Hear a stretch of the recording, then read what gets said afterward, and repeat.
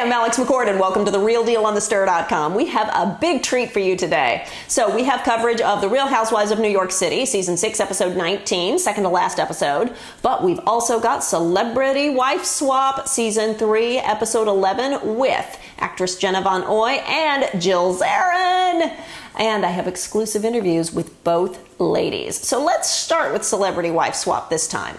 Actress Jenna Von Oy, most known for her roles on Blossom and The Parkers, swapped lives with one of the original Real Housewives of New York City, Jill Zarin. Watching the episode, I had no idea what we'd be in for, but I was invested. Why? Not only did I work with Jill for 4 years on The Housewives, but last weekend in the Hamptons, I also had a chance to meet Jenna and her daughter Gray and her mom, everybody but her husband Brad. And I sat down with both Jill and Jenna to debrief their experiences trading lives. So before we get to those interviews, I thought that the swap choice was great. You've got Hamptons Bling versus Down Home Nashville. You've got outsourced staff versus do-it-yourself. Spend versus save. And by the way, Jill, the next time you come over to my house, I know what I'm making. Whole fish with the head on. My two favorite moments of the swap were Jill chasing Jenna's dogs with the hose and Jenna getting Bobby to finger paint with the grandkids. And on that note, I'm going to let the ladies speak for themselves. Here you go. Hi. Now, Jill didn't want to film with me because she felt sick. Well, if you listen to my voice, I really can't talk. I'm whispering, but Alex, do I need a doctor's note? Seriously? Because I won't ask for a doctor's note as long as you don't pull out an inhaler. I promise, and I'll try not to touch or breathe on you, but I can't promise the fact that we're sharing a mic. Well, that's all right. So listen, you are starring on Celebrity Wife Swap with Jenna Von Oy, airing this week. What's the difference between Celebrity Wife Swap and The Real Housewives? I felt much more comfortable. Honestly, it was like doing your own reality show. It was about me, and it wasn't about drama with the others. So it was literally, whether there was a swap or not, it was sort of like, let's take Jill or the wives and plop them into someone else's home, and then see what happens and be real. What was it like being in charge of a toddler again?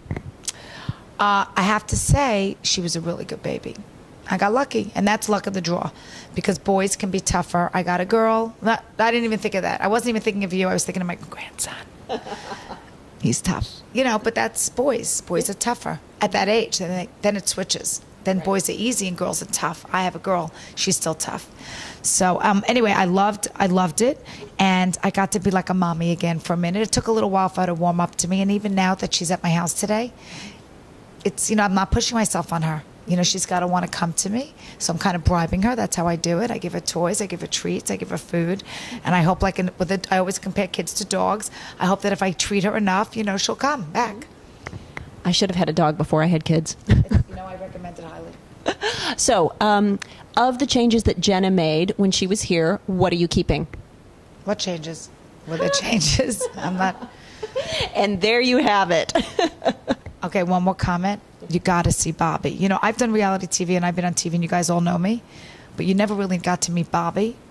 Bobby is in charge of the house while I'm gone. You've got to see what goes on because she wants him to do everything and Bobby doesn't get up before noon. So good luck, Jenna. And I am here with Jenna Von Oy, whom you saw last night on Celebrity Wife Swap. So, Jenna, what was your reaction when you realized you'd be swapping with a real housewife, Jill Zarin? I was very surprised. I had absolutely no idea who I was swapping with until I actually got to the house, started walking around and seeing photos, and actually a dog bowl of gingers that said The Real House Dog, and I started thinking, okay, where am I? Now, I know that Celebrity Wife Swap involves changing the rules in each other's homes. So, of any of the changes that Jill made, are there any you're going to keep? Absolutely. Actually, my husband and I have been talking about our need for date nights for years. We're terrible about getting babysitters and actually going out by ourselves and having adult conversation and adult time. And it's definitely a necessity. It's crucial. So we have implemented that, and we are trying to make a habit of every Friday night going out and having somebody watch Grey for us. Now, it doesn't happen every week, but we're doing our best. Well, that's great, and I agree with Jill on that. Yeah. And now, on the flip side, was it difficult to think about changes for Allie? Allie's desire was to have, she's been at college for the last 4 years. So she's not really had as much time with Jill and Bobby in the last couple of years as I think she'd like to have. So now that she's back and they're all together, it's an opportunity for them to have some really quality family time. In a way, that's the same concept as date night, but with your kids. That's exactly right. What is your newest project? What's going on right now? Well, first of all, I'm growing the baby in my belly. So Congratulations. Thank you. That's taking a lot of my energy right now and my focus while running after the 2-year-old. So as you can imagine, that's keeping me busy. But I write a weekly blog called The Cradle Chronicles, which is my personal blog. It's my adventures, my chaotic adventures of motherhood. And then I also write a monthly blog for people.com. So I do both of those. And then Blossom actually, oddly, just went for the first time. It's on cable, and it's the first time it's in syndication in over 15 years. So we just did a little cast reunion, and it's airing every weeknight on the Hub Network. So that's kind of a cool thing. And yeah. Well, that all sounds wonderful. Congratulations, Jenna. Thanks. And we're back with continuing coverage of last night on television. We've got the Real Housewives of New York City, where Carol Radziwill is turning 50. Heather executes Carol's plan for a Midnight in the Garden of Good and Evil theme.